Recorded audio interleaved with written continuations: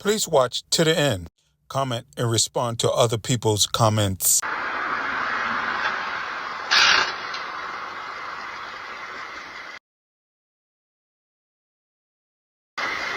It never is good when someone gets out the car.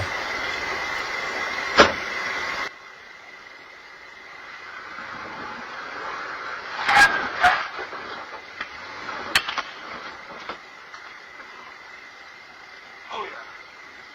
Oh yeah. Oh yeah. Oh yeah. You want to get out? Come on, boy. Come on. Come on. What's wrong? What's wrong? Come on. Come on, you little.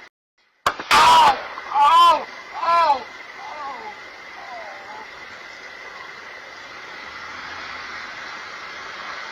Man in custody tonight in connection with a deadly road rage shooting near Jordanelle Reservoir.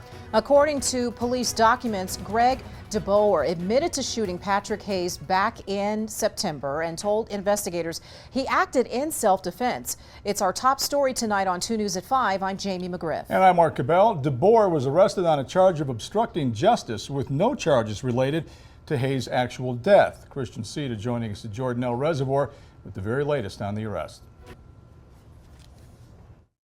Greg DeBoer says he killed Patrick Hayes in self-defense. Now, an attorney I talked to today says even with that claim, he did hinder the investigation by trying to hide the weapon. This is where the body of Patrick Hayes was found nearly 3 months ago. Time has gone by, there's snow along the banks and a suspect in custody. Now, at this moment in time, they've obviously been looking at the possible murder charge. In this case, there's no mystery here. He admitted to shooting this individual. But the only issue is not who did it or what happened, is whether self-defense was utilized. On November, Greg DeBoer admitted to shooting Patrick Hayes during a road rage incident but claimed he acted in self-defense. DeBoer also admitted to burying the gun near his house sometime after the shooting. This is the approximate area where investigators found the gun. Headlines this morning, we do have an update to a shooting at Jordanelle Reservoir back in September. A suspect is now in custody. Police say surveillance footage shows a driver of a Jeep shooting and killing Patrick Hayes before driving away. Arresting documents state 62-year-old Greg DeBoer was tracked down as the driver. He later allegedly told police he shot Hayes in self-defense and buried the gun in his backyard. Police have arrested him on charges of obstruction of justice in a road rage investigation. He's now being held without bail. According to the probable cause statement, camera footage showed 62-year-old Greg DeBoer's vehicle follow behind Patrick Hayes' vehicle.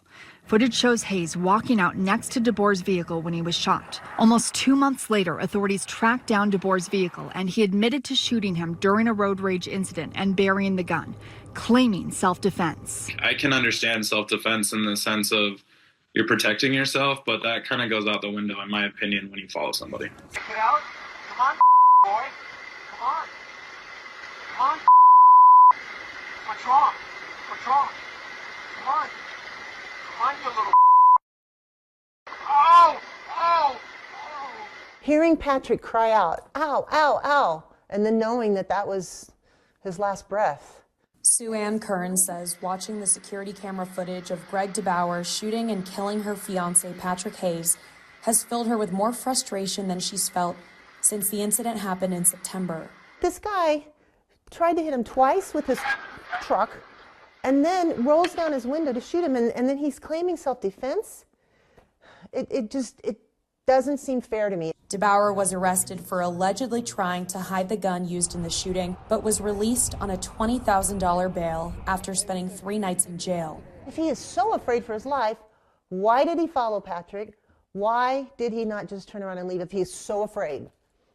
And the law will not address that. Sue and her daughter Sam say Hayes having a pocket knife and a plastic baton and yelling profanity Sounds like he was aggressive with a weapon. did not justify DeBoer's shooting and killing him. Seeing DeBoer's face for the first time in court Wednesday, the women say they still cannot understand why he shot and killed Hayes. I just wish that sometimes I could sit down with Greg and say, that night, did you think you were going to take my stepdad away from me? And would you have done it if you knew?